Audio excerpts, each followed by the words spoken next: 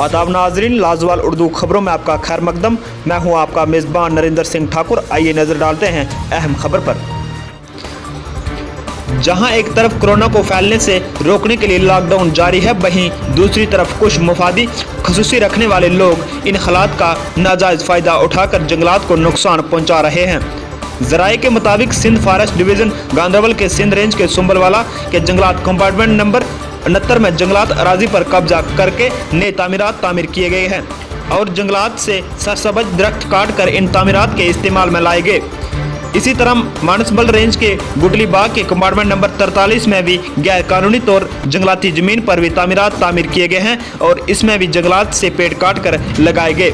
ज़राए ने मजीद कहा कि सिंध के नजबन अखाल और मानसबल के बांगत शतरगुल इलाके में जंगलात को ज़बरदस्त नुकसान पहुँचाया है। दरियासना फॉरेस्ट के फील्ड अमले ने कहा कि उनको लॉकडाउन के दौरान मूवमेंट पास न मिलने की वजह से वो अपनी ड्यूटी अंजाम नहीं दे पा रहे हैं। ब्यूरो रिपोर्ट गांधरबल से मुख्तार शाह के साथ फिरोज खान।